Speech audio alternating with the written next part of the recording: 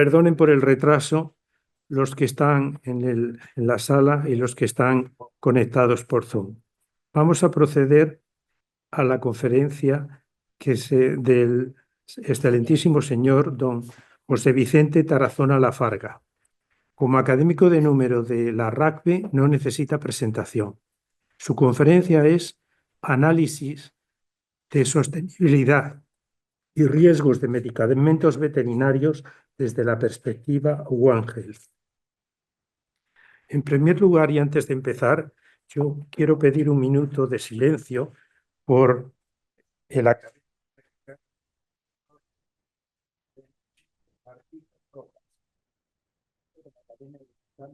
que ha fallecido el día 25, que a nosotros nos lo comunicaron el día 25.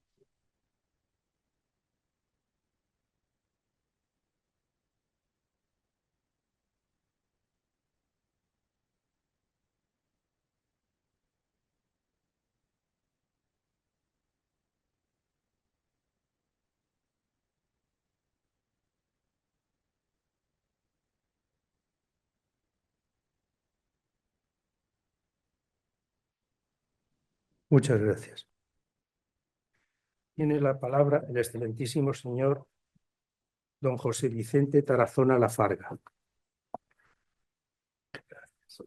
Excelentísimo señor presidente de la Real Academia de Ciencias Veterinarias de España, excelentísimos e ilustrísimos señores y señoras académicos, compañeros, queridos amigos.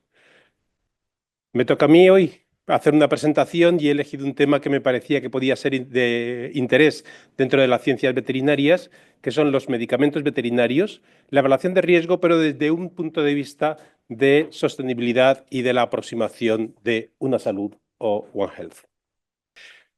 Como todos ustedes saben, los medicamentos veterinarios están dentro de lo que llamamos sustancias reguladas. Existe normativa, tanto normativa europea como normativa nacional, que regula tanto el proceso de aprobación para que se puedan comercializar, distribuir, prescribir, etc. Dentro de ese marco se plantea un marco normativo que incluye dos aspectos fundamentales. Por supuesto, tenemos la eficacia de ese medicamento y, por otro lado, el uso seguro. Las autorizaciones van a depender de que haya una buena relación riesgo-beneficio entre la eficacia de ese producto, la calidad y el uso seguro. Y en el caso de los medicamentos veterinarios hay un aspecto muy importante. Ese uso seguro tiene que ser un uso seguro para el animal, que es el que va a recibir el medicamento, para las personas que van a estar en contacto con ese animal, bien durante la administración o bien después en el caso del contacto, por ejemplo, en el caso de la aplicación de medicamentos en mascotas, pero también para el medio ambiente. Y tanto la normativa europea como la normativa nacional, desde hace varias décadas, ya incluye la valoración de riesgos para el medio ambiente como uno de los puntos fundamentales. El proceso lo podríamos resumir en 4 elementos. El primero sería la evaluación de riesgo, la parte científica, donde se analiza toda la información que se dispone, incluyendo la información toxicológica, los escenarios, la información ecológica sobre los posibles impactos de ese medicamento. A partir de esas evaluaciones de riesgo se llega a la decisión sobre la autorización, en qué condiciones se puede comercializar y cuáles son las pautas de prescripción. Después, la prescripción, donde son los veterinarios profesionales clínicos los que van a hacer esa faceta, y la monitorización y sanidad ambiental. Lógicamente, en todos esos procesos participan veterinarios y, en muchos casos, también en colaboración con otras profesiones relacionadas.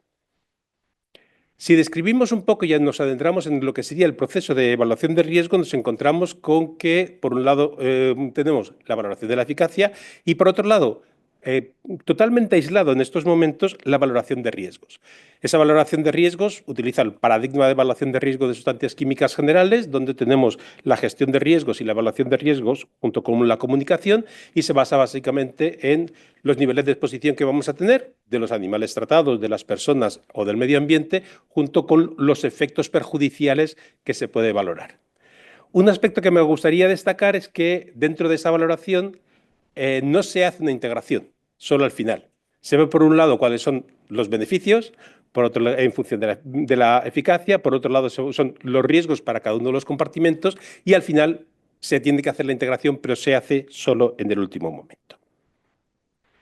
La consecuencia es que lo que tenemos en realidad, lo que se puede encontrar en las evaluaciones, y lógicamente tanto las evaluaciones nacionales como las europeas son públicas, y los profesionales que tienen que tomar la última decisión de cuáles son las pautas terapéuticas y qué medicamentos seleccionar dentro de los que están autorizados, la información que tienen es una información parcelada. Tenemos los riesgos, o sea, lo que sería la eficacia, los riesgos para el propio animal, los riesgos para las personas en función del tipo de animales. Tendríamos, por ejemplo, riesgos en el caso de las mascotas para las personas que conviven con los animales, en el caso de animales de abasto también riesgos para los consumidores como consecuencia de que queden residuos en los animales, etcétera. Y desde el punto de vista medioambiental, incluso riesgos compartimentados por compartimentos ambientales. ¿Cuáles son los riesgos para organismos acuáticos, riesgos para organismos del suelo, riesgos para la zona? Entonces, lo que tenemos son una serie de evaluaciones y al final necesitamos un proceso para integrar todos esos aspectos y tomar la decisión. La decisión es una decisión que se toma inicialmente por parte de las autoridades competentes, como es lógico, que van a decidir qué medicamentos se pueden autorizar y qué medicamentos no se pueden autorizar, qué medicamentos requieren prescripción, qué medicamentos requieren supervisión veterinaria, además de la prescripción, y cuáles son las pautas y condiciones para que se realice esa utilización y prescripción. Y esas evaluaciones de riesgo son evaluaciones de riesgos individualizadas. Eso lo que supone es que lo que esperamos de un profesional veterinario es que a la hora de establecer la pauta, de decidir qué medicamentos se pueden utilizar o qué medicamentos va a utilizar, sea capaz de integrar todos esos aspectos y tomar la decisión de hacer una nueva valoración, riesgos-beneficios de cuáles son las condiciones y los medicamentos que se tienen que utilizar y aprobar. Cuando entramos un poquito en detalle en lo que sería la normativa, hay una cosa que me parece que es fundamental. Tanto la normativa europea como la normativa nacional señala salud de los animales, salud de las personas, salud del medio ambiente y esa relación riesgo-beneficio. Que lógicamente tanto las agencias europeas como las agencias nacionales, la EMS en España, son las que se encargan de hacer esa valoración desde el punto de vista de la autorización de los medicamentos. La característica de que tengamos que integrar salud de los animales, salud de las personas y salud del medio ambiente, automáticamente salta el concepto de One Health o una sola salud. Nosotros como veterinarios es un concepto que lo tenemos muy integrado, que cada vez tiene más importancia y que la reflexión que me gustaría hacer en esta tarde es que es un concepto que podemos aplicar específicamente en el caso de los medicamentos veterinarios porque tenemos una ventaja fundamental. Hay muchas cosas que se hacen en One Health. Si simplemente no entramos en una publicación científica, una compilación de publicaciones como PubMed, nos encontraríamos, y ponemos como texto One Health, nos encontramos más de 180.000 libros, más de 1 millón de artículos, más de 5 millones de entradas sobre One Health. Nos encontramos, por supuesto, la definición de la Organización Mundial de la Salud, junto con las definiciones de lo que es salud y salud poblacional, que en el caso de determinados grupos animales es mucho más importante que la salud individual. Y, por lo tanto, tenemos esa base para utilizarla también a la hora de decidir cuáles son los riesgos y los beneficios de los medicamentos. Cuando hace algo más de año y medio organizamos unas jornadas entre esta Real Academia y el Instituto de Salud Carlos III sobre las aproximaciones de One Health, ya hablamos de los temas más fáciles que nos encontramos dentro de ese millón de publicaciones o más frecuentes, como puede ser resistencia a antibióticos, zoonosis, enfermedades infecciosas transmitidas por vectores, pero también de otros relacionados específicamente con el tema de sustancias químicas y la exposición a disruptores endocrinos, modelos translacionales, y ya empezamos a hablar de cómo se podía utilizar esa aproximación One Health en la parte de evaluación de riesgos e incluso sostenibilidad, y hubo una conferencia específica de pasar salud a sanidad, y pasará de una sola salud a una sola sanidad. En el caso de los medicamentos veterinarios, tenemos una ventaja fundamental, como les decía antes, y es que tanto los riesgos como los beneficios son riesgos de salud. Lógicamente, si utilizamos un medicamento veterinario, estamos pensando en mejorar la salud de esos animales. Pero muchas veces también ese medicamento veterinario tiene una serie de connotaciones de salud pública si vamos a intentar disminuir el riesgo de una zoonosis, si vamos a intentar hacer un control de enfermedades que se pueden transmitir a través de vectores, Por lo tanto, nos encontramos con que el beneficio que esperamos y el riesgo que esperamos son riesgos y beneficios para salud.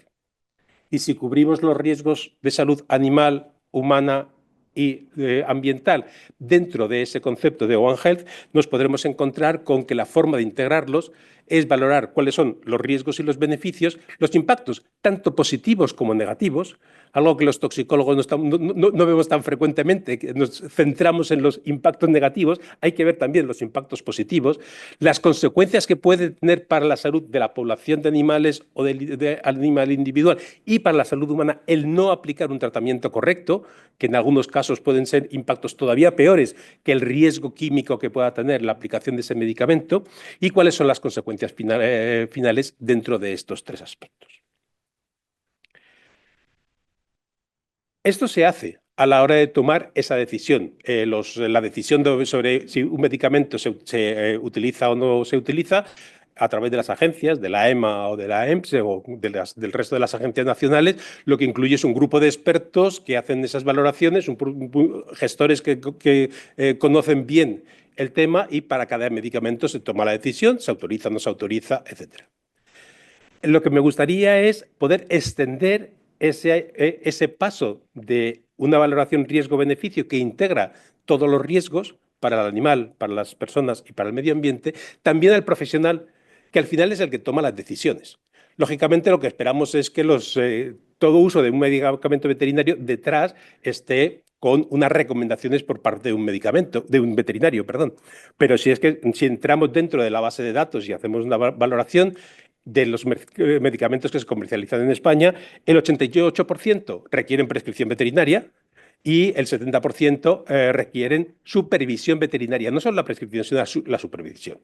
Por lo tanto, yo creo que la cuestión fundamental es que lo que esperamos es que los veterinarios sean capaces y tengan los conocimientos suficientes y la concienciación suficiente para hacer también esa valoración de riesgos-beneficios desde el punto de vista de la aproximación One Health cuando toman la decisión. Un medicamento no va a llegar al medio ambiente como consecuencia de una autorización. Un medicamento va a llegar al medio ambiente como consecuencia de que hay un veterinario que decide utilizarlo. Y por lo tanto, si somos capaces de concienciarlos y de formar a los veterinarios para que tengan esa información, seremos capaces de dar un paso muy avanzado a disminuir los riesgos para el medio ambiente y facilitar el que la aproximación de una salud sea algo mucho más eficaz que lo que suponen los comités de expertos y los comités científicos de las agencias. ¿Cómo lo podríamos hacer? Bajo esa concienciación. La cuestión está cuando lo que esperamos es que un veterinario, cuando está en unas circunstancias concretas, tenga el conocimiento suficiente como para decidir, lógicamente, este animal tiene esa enfermedad, hay que hacer ese tipo de tratamiento a nivel individual o a nivel de grupo. Estas son las consecuencias para la salud humana, si se hace o no se hace el tratamiento, pero también estas son las consecuencias para el medio ambiente y para la salud de los ecosistemas en función de las características de esa sustancia. La información de la toxicidad y ecotoxicidad de la sustancia aparece, es parte del proceso, pero por desgracia la formación de los veterinarios para que sean capaces de utilizar esa información, yo creo que todavía hay bastantes cosas que mejorar, de forma que sean capaces de hacer esa integración. Muchas veces se da por hecho que un medicamento esté autorizado no supone un riesgo, no. Que el medicamento está autorizado quiere decir que la relación beneficio-riesgo es positiva, pero esa relación beneficio-riesgo puede depender mucho de las circunstancias. Y es el profesional que decide que se utilice y cuál es la pauta de tratamiento de esa población de animales el que es responsable real de hacer esa segunda valoración riesgo-beneficio para decidir cuáles son los tratamientos que se deben seguir y cuáles son las consecuencias también para la salud medioambiental. Asumimos, y yo creo que asumimos bien, que los veterinarios tienen la formación suficiente para los dos primeros pasos. Considerar cuáles son los impactos y beneficios para salud humana y para salud animal. Deberíamos, yo creo que hacer ese siguiente paso qué es lo que pasa desde el punto de vista medioambiental. Pero claro, tampoco podemos esperar que un veterinario cada vez que tenga que hacer una prescripción sea capaz de valorar ir a todas las evaluaciones de la EMA o de la EMS y empezar a ver y aplicar de nuevo los modelos. Necesitamos buscar herramientas que sean prácticas y que permitan tomar ese tipo de decisiones. Y yo creo que instituciones como la academia, las facultades, los colegios oficiales, asociaciones, etcétera, seríamos los responsables de facilitar mediante el desarrollo de esas herramientas. Lo que voy a proponer es algo relativamente sencillo. Mediante grupos farmacológicos, tipo de tratamiento, tipo de animales, separar una serie de índices y ver cómo el veterinario práctico, el que tiene que tomar la decisión, puede utilizar esa información y mejorar la base científica de su toma de decisiones. Y me gustaría poner esta tarde dos ejemplos. Uno sería de los veterinarios que trabajan en el campo más de animales de compañía y mascotas, y otro sería el veterinario rural y de explotación. Vamos a empezar con el primero. ¿Cómo podríamos facilitar el que a la hora de la toma de decisiones consideraran que o fueran capaces de valorar esa información que reciben, esos son los riesgos para el medio ambiente, cómo los podemos integrar, cuáles son los impactos positivos y negativos y finalmente las consecuencias? Desde el punto de vista del tratamiento de animales de compañía, hay un aspecto fundamental dentro de la perspectiva One Health, y es lógicamente las personas que conviven con ese animal tratado. Y de nuevo tenemos ese beneficio-riesgo.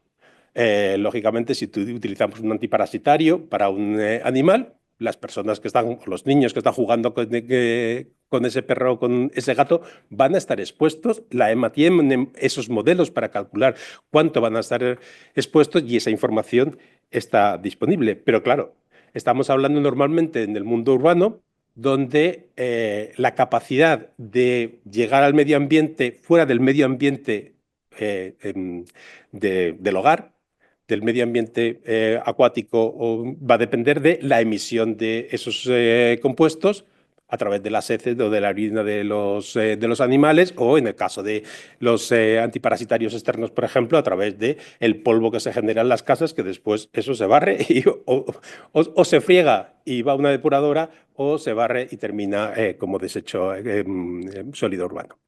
Por lo tanto, esas características las tenemos. Uno de los aspectos fundamentales que deberíamos concienciar a esas personas es que las evaluaciones que tenemos son evaluaciones interesantes, pero la decisión es hacer la evaluación sustancia por sustancia, medicamento por medicamento. Y lo que nos encontramos es que en esa prescripción lo que deberíamos esperar de un profesional bien formado es que fuera capaz de ver, por ejemplo, dentro de ese grupo farmacológico, otras sustancias del mismo grupo que estuvieran, a las que pudieran estar también expuestos esa misma población, los propietarios de esas mascotas, y en función de eso reconocer o recomendar un tipo de tratamiento u otro. Si hablamos de piretroides, por ejemplo, si vemos la deltametrina, tenemos todas las deltametrinas que se utilizan, tienen su evaluación de riesgo, pero una por una. Y tenemos 21 productos biocidas, 45 fitosanitarios y 42 medicamentos veterinarios, cada uno evaluado de forma independiente, sin considerar que, lógicamente, vamos a utilizar biocidas y medicamentos a la vez, que podemos estar utilizando diferentes sustancias, y cuando nos vamos de un piretroide en concreto, como la deltametrina, al conjunto de piretroides, los tendemos por 30, porque tenemos 30 piretroides autorizados con diferentes usos en la Unión Europea. La valoración que podríamos hacer en ese sentido sería una valoración mucho más comparada, y necesitaríamos ver cuáles son los efectos más importantes, cuáles serían los indicadores de mayor riesgo para favorecer esa toma de decisiones. Desde el punto de vista medioambiental, hay un aspecto que yo creo que las autoridades, tanto las europeas como las nacionales, deberían reconsiderar, y es que en el caso de los tratamientos en animales de compañía se excluye de la valoración medioambiental. Sí que se hace una valoración medioambiental para animales de explotaciones, pero no para esos animales, porque se considera básicamente que es un tratamiento unitario, estamos tratando a un animal. Pero claro, si estamos tratando a un animal en una gran ciudad, estamos tratando a muchos animales y simplemente, poner un ejemplo, tenemos en España en la última, o sea, de acuerdo con la información, en el año 21 teníamos casi 10 millones de perros, 6 millones de gatos, 5 millones de pájaros. La cantidad total de mascotas con tratamiento y en algunos grupos farmacológicos, por ejemplo, antiparasitarios, la frecuencia de tratamiento de antiparasitarios en mascotas no tiene nada que ver con la frecuencia de tratamiento en seres humanos, como por razones obvias. Y por lo tanto, si consideramos en carga de lo que es la emisión medioambiental, probablemente para estos grupos de medicamentos la emisión a través de las mascotas es mucho mayor que la emisión por ejemplo, a través de tratamientos de medicamentos humanos.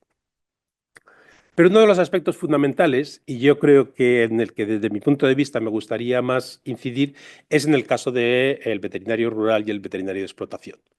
En este caso lo que tenemos es un profesional o un grupo de profesionales que básicamente toman todas las decisiones de los medicamentos veterinarios y muchas veces, además de muchos de los otros productos asociados, todos los productos de tratamiento zoosanitario, en una zona en concreta. Y al final deben considerarse responsables de tomar la mejor decisión también desde el punto de vista de la protección del medio ambiente. Pero para ello necesitamos darles esas herramientas que sean capaces de utilizar esa información para decidir: aquí tengo esas valoraciones. Y adaptar esas relaciones beneficio-riesgo a sus condiciones. ¿Cuál es por qué voy a hacer ese tratamiento? Voy a controlar una zoonosis, voy a controlar una enfermedad que se transmite por vectores o una enfermedad infecciosa, aunque no sea zoonósica, una enfermedad que se puede extender a fauna silvestre. Todas esas valoraciones son muy importantes desde el punto de vista de la toma final de decisiones.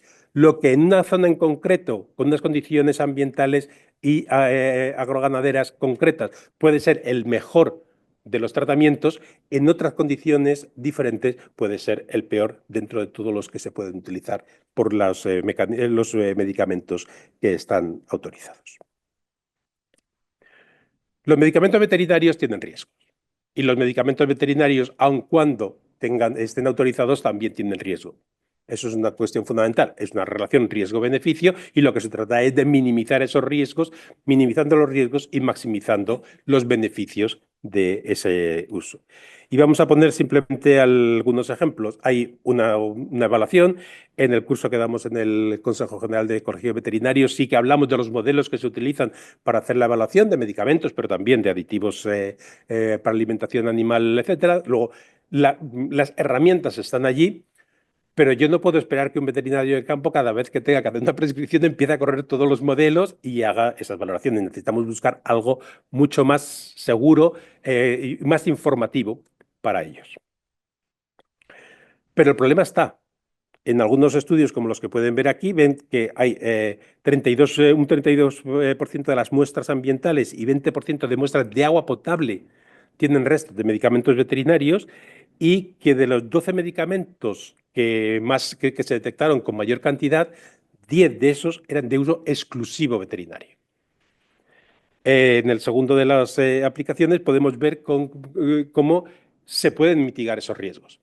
Si la gestión correcta de escorrentía y de lixiviados de estiércol y de purines se hace adecuadamente, se puede reducir hasta en un 88%, casi un 90%, la carga de emisión al medio ambiente. Por lo tanto, no se trata de no usarlos, se trata de saber cómo usarlos y que el uso sea el mejor posible para minimizar esos riesgos medioambientales.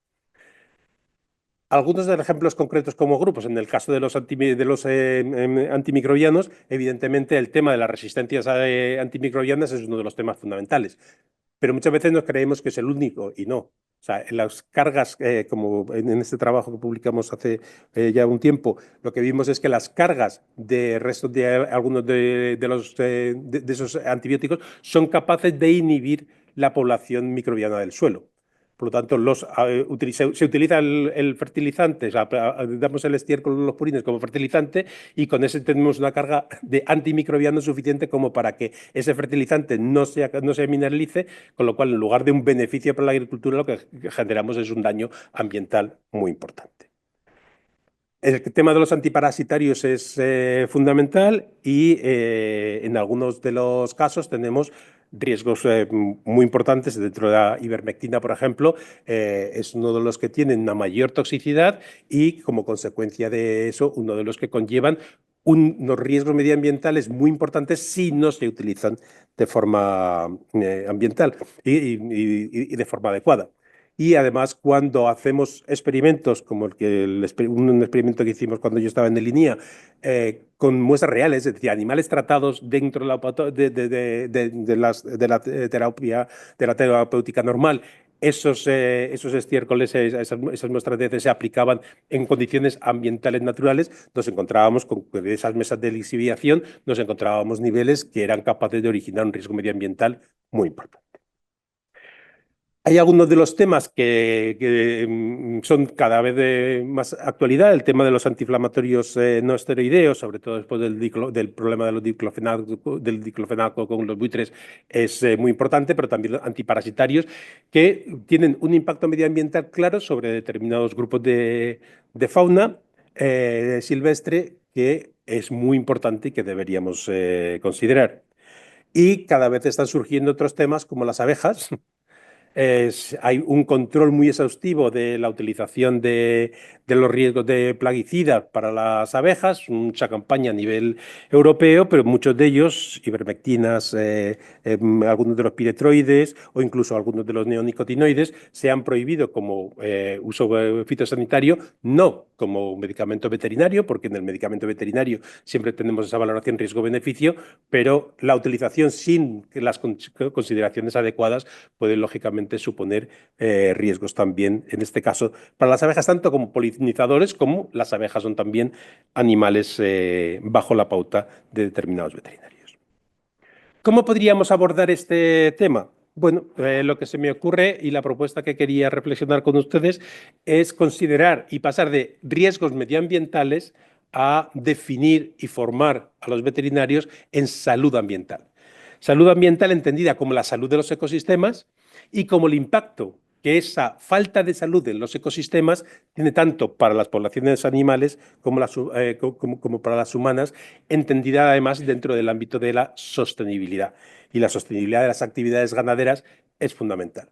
Deberíamos ser capaces de que el veterinario pudiera tener esos conceptos muy claros y en cada uno de los momentos poder hacer esa valoración. En función de estas condiciones, de mi entorno, de cuáles son los problemas medioambientales más importantes que yo tengo en esta zona, cuáles son los medicamentos que son menos, que tienen menos riesgo para que se puedan utilizar en las diferentes pautas terapéuticas.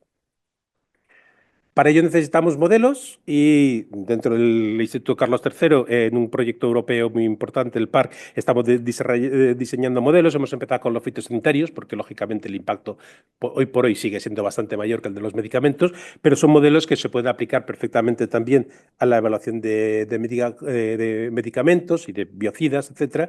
Y la idea es considerar que el medio ambiente no es la aplicación de un medicamento en un momento determinado, sino que, y tenemos esa ventaja en el caso de los medicamentos veterinarios, cuando tenemos un grupo de veterinarios en una zona que son los responsables de toda esa eliminación, sepan cuáles son las pautas de tratamiento y puedan hacer esas valoraciones mucho más integradoras. La idea es siempre mantener lo que pide la legislación y que además es muy lógico, ese riesgo-beneficio. ¿Cuáles son los riesgos-beneficios? Considerando que no aplicar medicamentos en determinadas condiciones también supone un riesgo, incluso un riesgo ambiental, además de un riesgo de sanidad para las poblaciones. Y dar ese paso de ver cuáles son las consecuencias para la salud humana.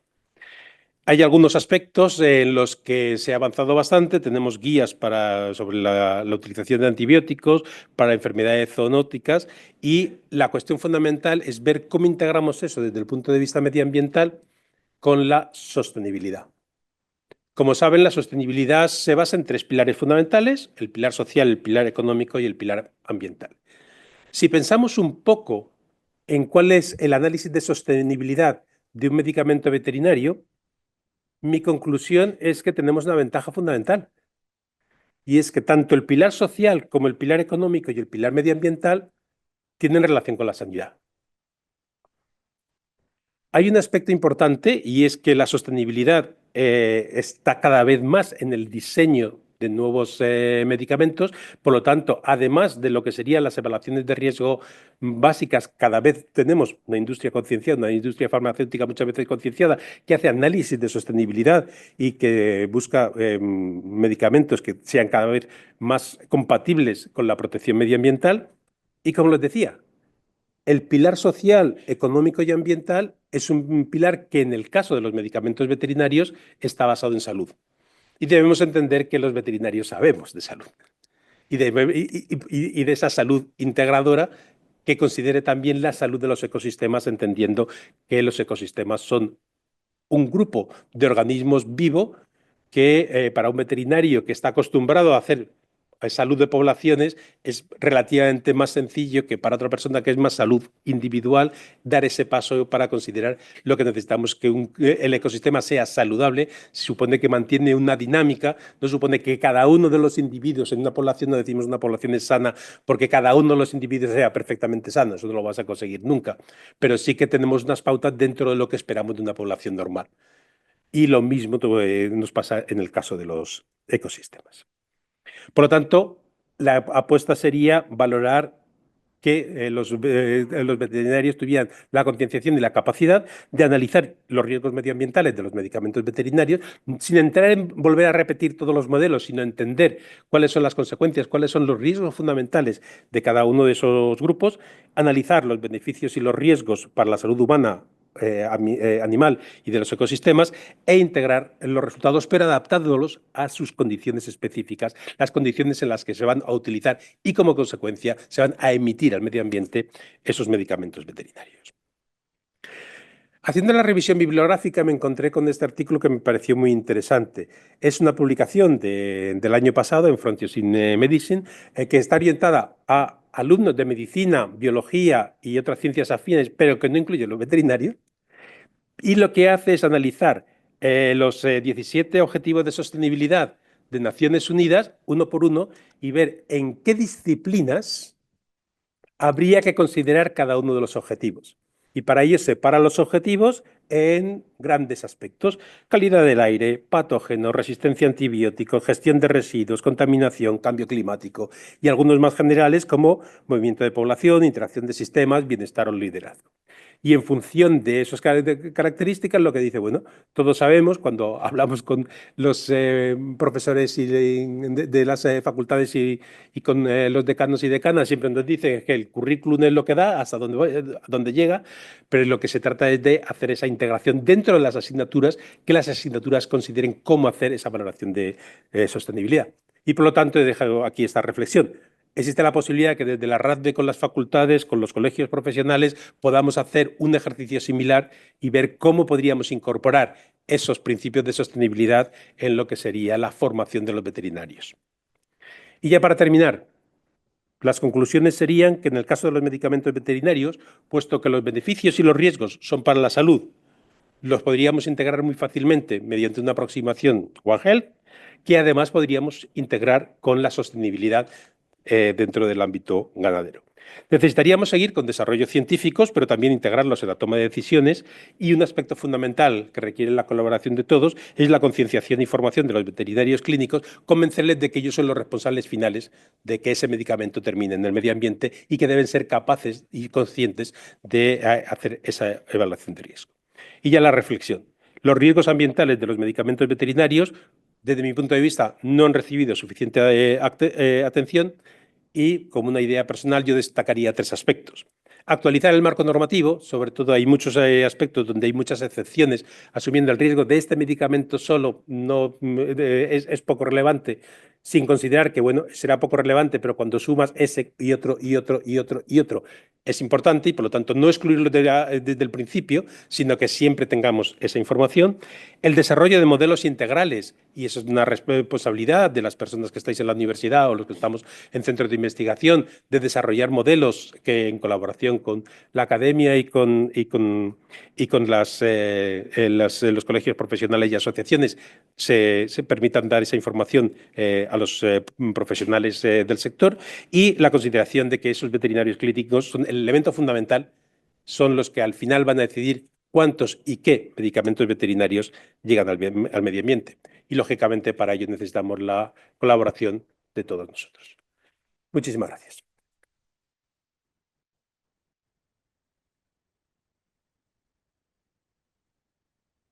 Muchas gracias, señor Tarazona. Y ahora vamos a proceder.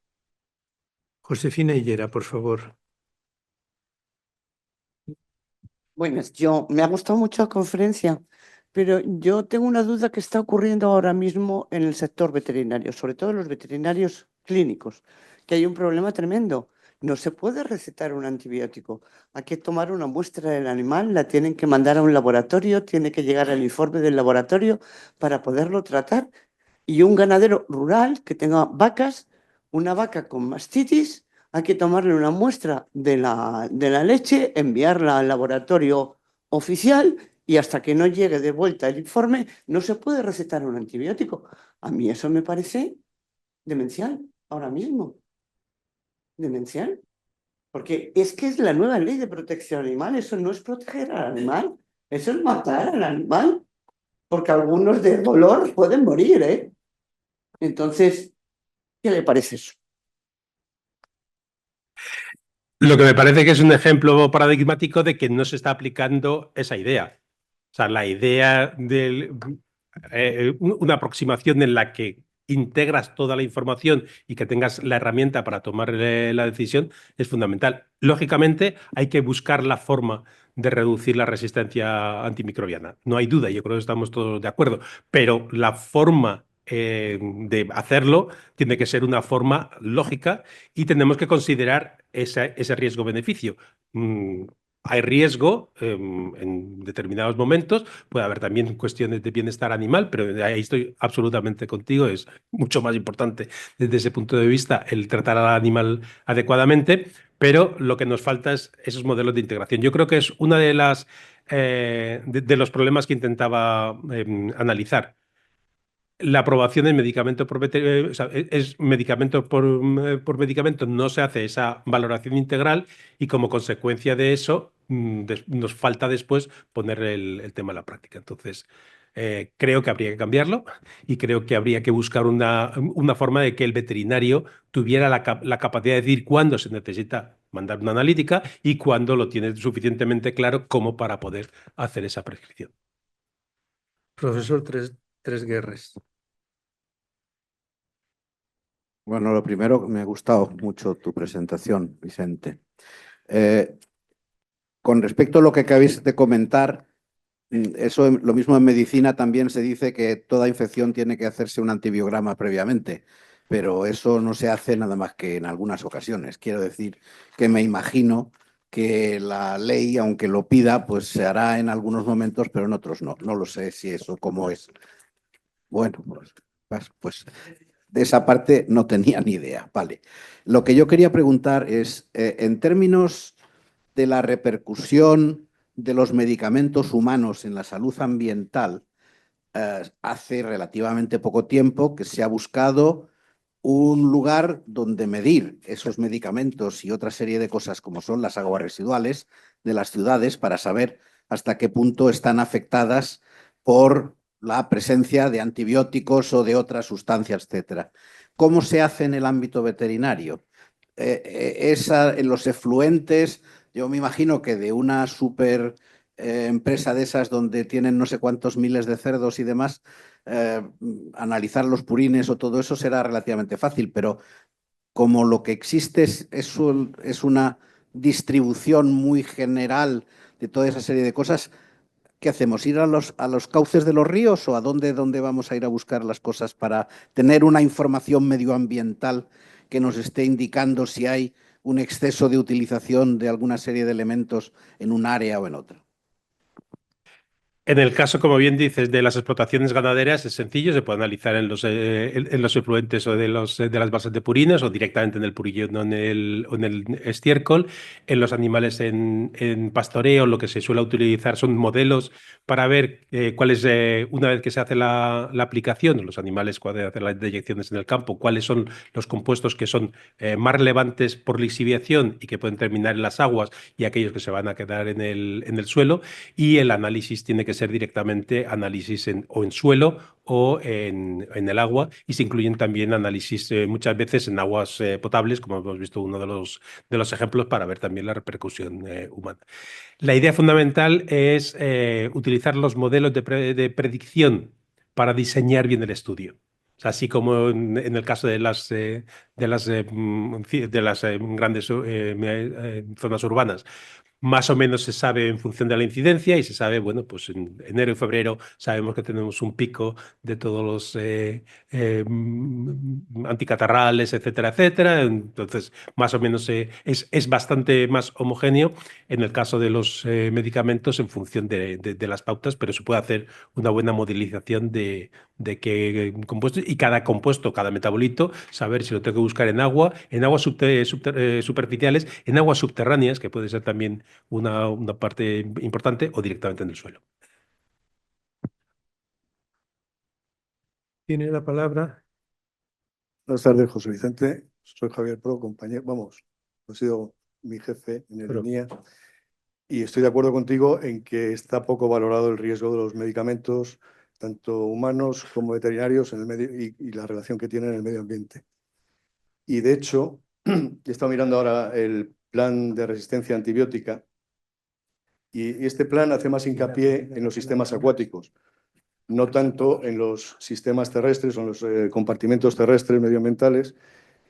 Y se supone que la ganadería, el primer compartimento que contamina es el medio terrestre o a través del medio terrestre las aguas subterráneas.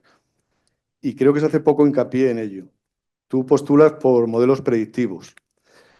Yo soy más partidario, porque vi hace muchos años un trabajo de Ana de la Torre, en el que se analizaban los suelos, las concentraciones que existían de tetraciclina procedente de explotaciones avícolas.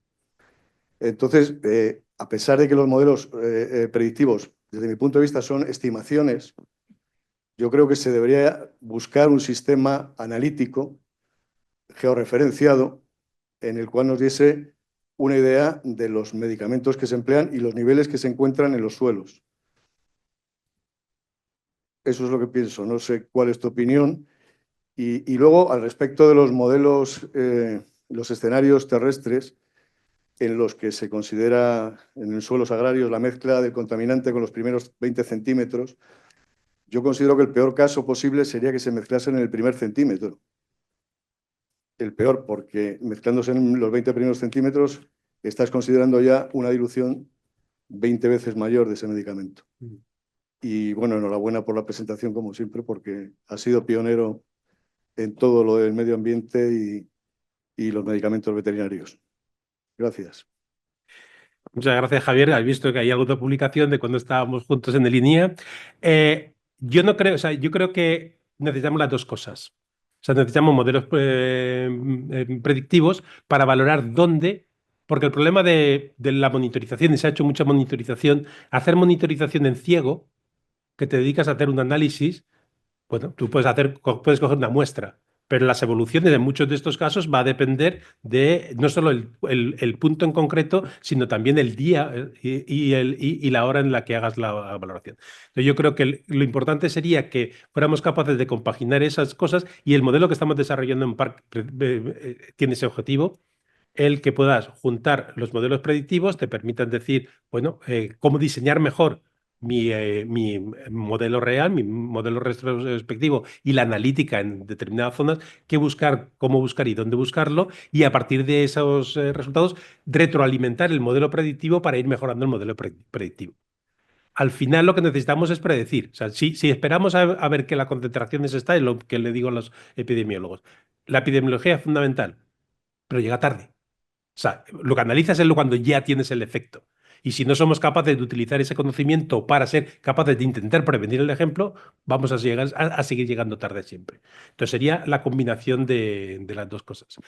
Con lo del ejemplo del 20%, hombre, el 20% solo se aplica cuando se hace la aplicación, o sea, los 20 centímetros requieren que la aplicación sea para como nutriente y que se haga una mezcla del suelo con arado inmediatamente después de la aplicación. En esas condiciones, lo de los 20 centímetros está. Lo que a mí me parece más relevante es que se asume que es homogéneo. Y eso no es homogéneo.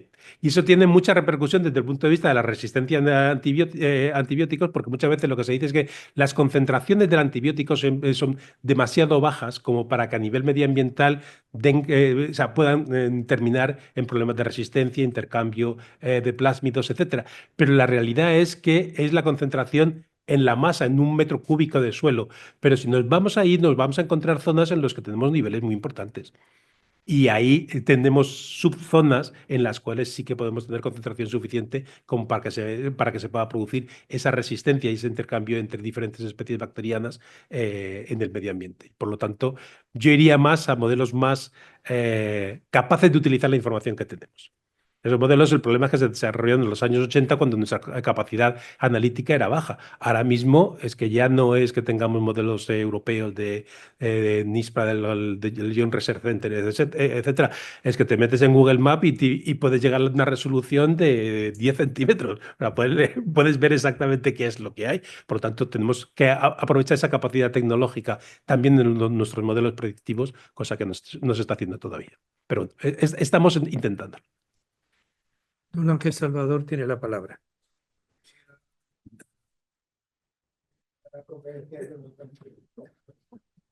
No, yo quisiera felicitar al conferenciante, el doctor Tarazona, por la elección del tema y por el interés que tiene el tema en la actualidad, ¿no? Como ha dicho muy bien, el tema de la prescripción de ciertos medicamentos, ya ha puesto el ejemplo de los antiparasitarios, que son importantes, la hemos desviado un poco a los antibióticos, porque resulta que a partir del 2 de enero de este año tenemos que declarar todas las prescripciones y subirlas a una plataforma, la plataforma PressVet, que ha originado una serie de manifestaciones veterinarias increíbles como consecuencia pues, del trabajo administrativo que tienen que hacer los veterinarios, ¿no? Yo entiendo que una prescripción es un acto veterinario y por lo tanto requiere formación y requiere consultar, ¿no? Pero en estos modelos que usted está comentando con respecto a la evaluación del riesgo, sobre todo para mantener la sostenibilidad, sí que es conveniente que se hagan modelos sencillos y que sean rápidos, porque el veterinario no tiene tiempo como para estar haciendo una prescripción, subiéndolo en la plataforma y pasar 15 o 20 minutos. Habida cuenta de que hoy día pues, los veterinarios también están sometidos, como los médicos, a mucha presión, sobre todo los que hacen medicina primaria, ¿no? Y en consecuencia, pues que hay que intentar pues, favorecer en la medida que sea posible. Yo entiendo que cada vez van a ir más productos veterinarios bajo prescripción. Entonces esto está produciendo pues, una nueva carga administrativa, nueva legislación, etcétera, porque en definitiva todos los productos pues, tienen su incidencia en el medio ambiente dependiendo de la vía de administración. Pero usted ha comentado 4 compartimentos que son importantes: el tratamiento, la especie, la enfermedad y el grupo farmacológico, y en consecuencia pues todo requiere que sea de forma secuencial y estudiado, ¿no? Me gustaría saber el parecer que tiene al respecto, ¿no? Muchísimas gracias. Estoy totalmente de acuerdo con una pequeña matización. La tecnología ha evolucionado muchísimo y eso hace que podamos utilizar modelos muy complejos siempre y cuando la utilización del modelo sea sencilla. O sea, lo que no podemos esperar es que un veterinario tenga que pasar mucho tiempo y tenga que repetir los modelos. Pero es que ahora mismo, con el tema de geolocalización, a través de una aplicación en el móvil, se podría aplicar automáticamente esos modelos genéricos que cubrieran toda Europa o toda España. Es decir, usted está situado en este pueblo en concreto, en Ciudad Real, las condiciones medioambientales son estas, los riesgos ambientales más importantes son estos, los medicamentos o grupos farmacológicos que son más relevantes son estos, y automáticamente les den pautas. Entonces, estoy totalmente de acuerdo. Se necesita que la aplicación sea sencilla. Pero lo que hay detrás, igual que una aplicación móvil que nos permite ir desde aquí hasta Sebastopol sin saber cómo ir y que te va diciendo, te va guiando el coche, eso se ha conseguido. La tecnología existe y lo que pasa es que tenemos que aplicarla también en otros campos. Mejorarnos en nuestra forma de trabajar, la tecnología, pues lógicamente es algo que tenemos que aprender, pero cuando vienen todas las cosas al mismo tiempo, pues es complicado el resolver el problema. Gracias. El doctor Ángel Salvador tiene la palabra. Enhorabuena por la conferencia, doctor Tarazona. Hay un dato que me ha llamado la atención y es que de los 12 residuos de medicamentos que se han encontrado en agua, 10 son de uso exclusivo veterinario, que no quiere decir que los otros 2 no sean también veterinarios, sino que están compartidos con el ámbito humano. ¿De qué tipo de agua estamos hablando? Es decir, porque entonces la primera reflexión sobre que no se han evaluado los riesgos medioambientales de los medicamentos de uso veterinario, efectivamente, es muy, muy cierto. Tiene la palabra. Perdón. Perdón. Es un estudio muy concreto y, lógicamente, en función de dónde se analice, vamos a tener resultados. A mí me interesaba porque es un estudio en una zona rural donde es agua potable. Es agua que se utiliza para consumo humano, donde la extracción o sea, no hay grandes ciudades, donde la exposición fundamental es a través de ganadería. Y como consecuencia de eso, los medicamentos veterinarios en esa zona, en agua potable de esas propias poblaciones, es fundamental. Y por eso lo he elegido, el concepto One Health. El veterinario, entiendo que también es responsable de la protección de las personas que están en esa zona y que al final van a estar expuestos a los medicamentos en el agua potable, que sobre todo son aguas subterráneas de extracción o aguas superficiales, aguas abajo de las explotaciones ganaderas. El doctor Quintiliano Pérez Bonilla. Mi más cordial enhorabuena por tu magnífica exposición, por el rigor y la exposición tan clara que nos has proporcionado.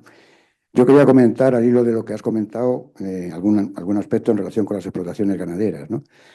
En primer lugar, en veterinaria, en las granjas, no se suministra ni un solo antibiótico sin prescripción veterinaria previa. Eso que quede suficientemente claro, ¿no?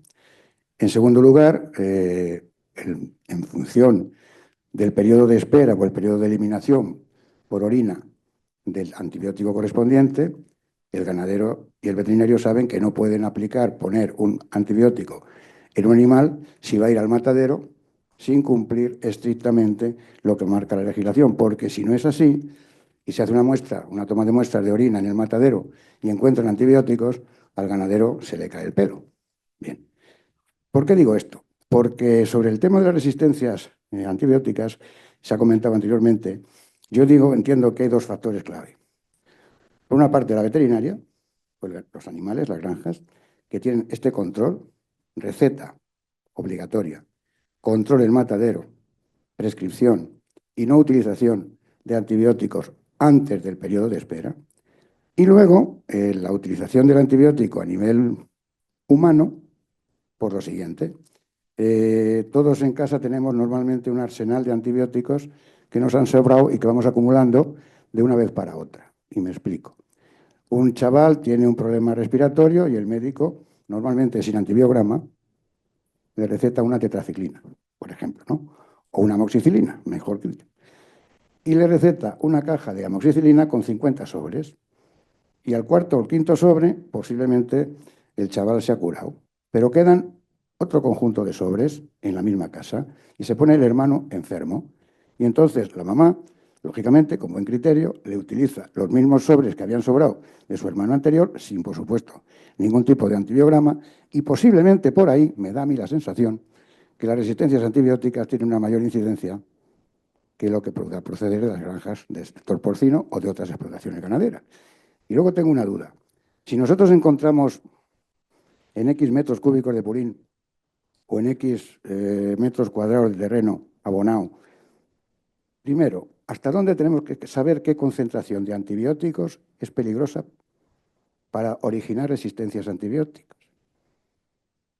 ¿Qué concentración? Segundo, ¿qué hacemos si encontramos concentraciones superiores?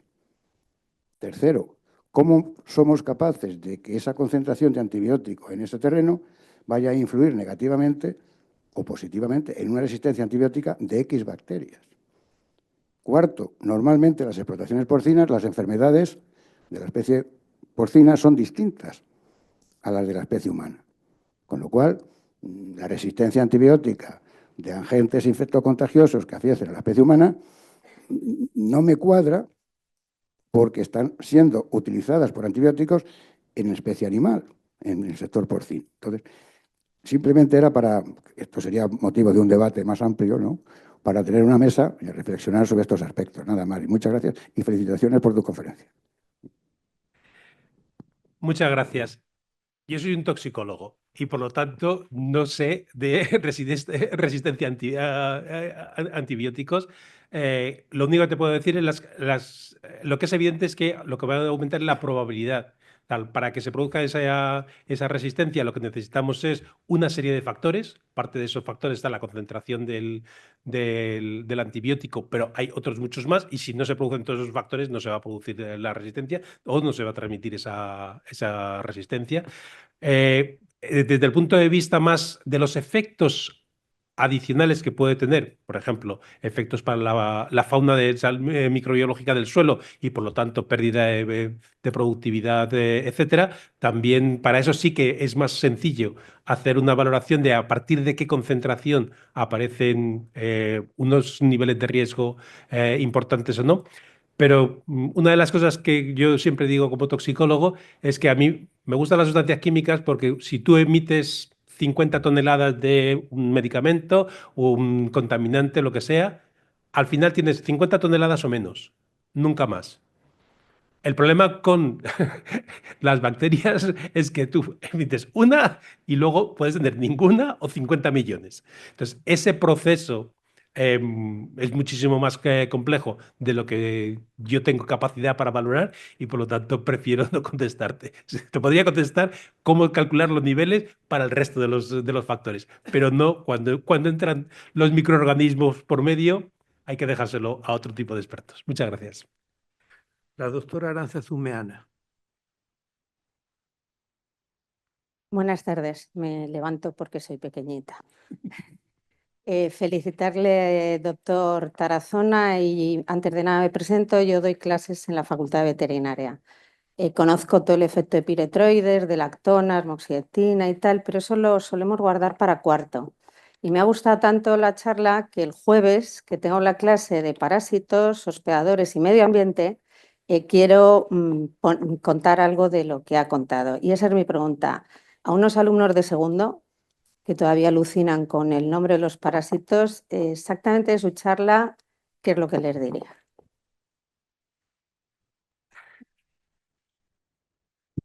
Buena pregunta.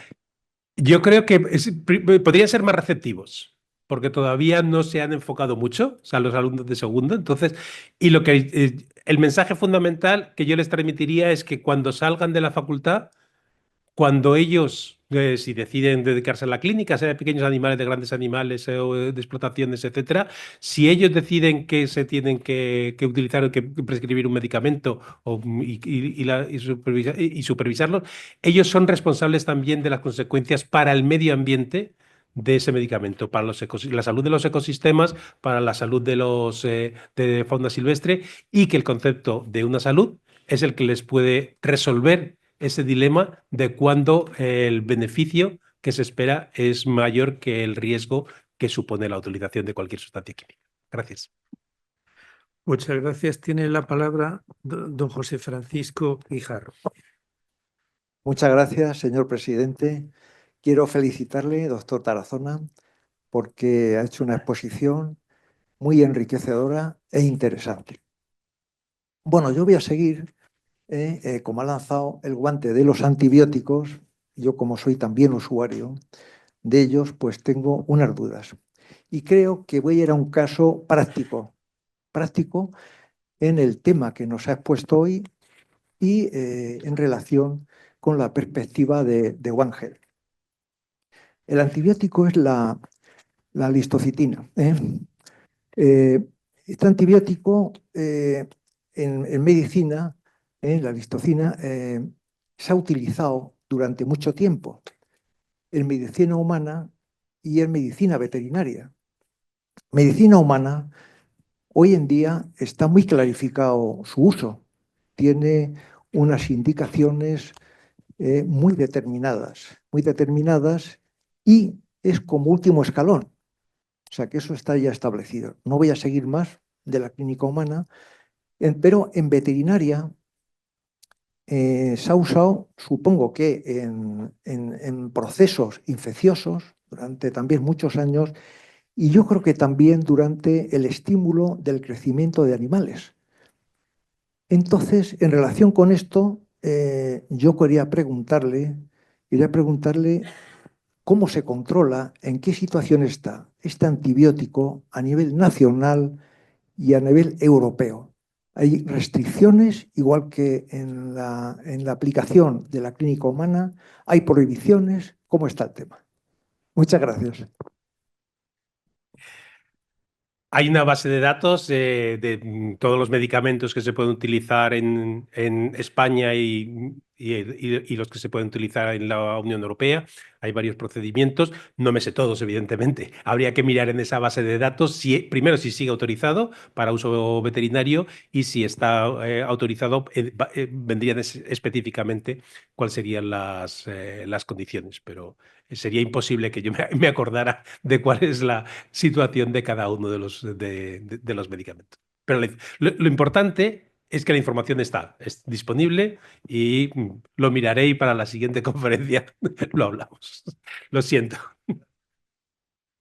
¿Hay alguna consulta más?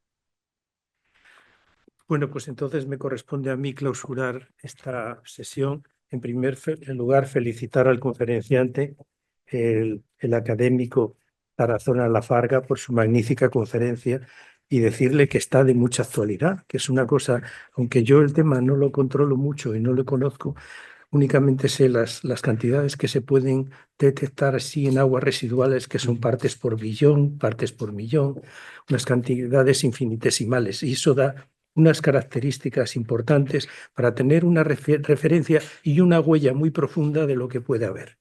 Tengo una curiosidad. Yo cuando he utilizado antibióticos en alimentos, he utilizado unos antibióticos que se degradan.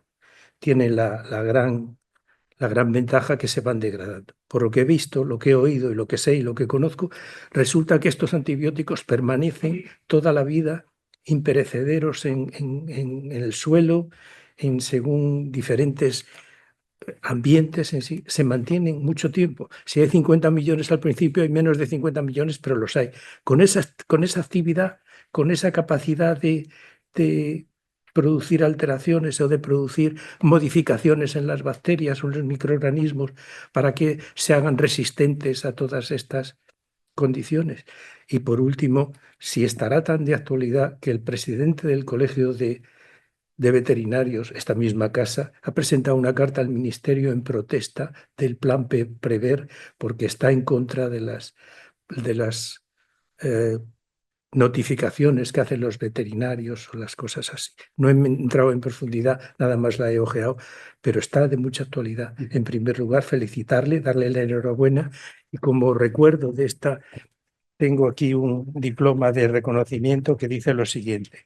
La Real Academia de Ciencias Veterinarias de España otorga el presente diploma de reconocimiento al excelentísimo señor don José Vicente Tarazona Lafarga por su intervención en la sesión celebrada el día 3 de febrero de 2025, con la conferencia titulada Análisis de sostenibilidad y riesgos de medicamentos veterinarios desde la perspectiva One Health, Madrid, a 3 de febrero del año 2025.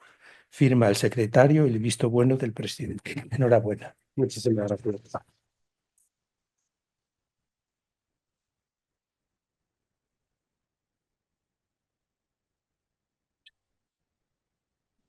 Se levanta la sesión. Muchas gracias.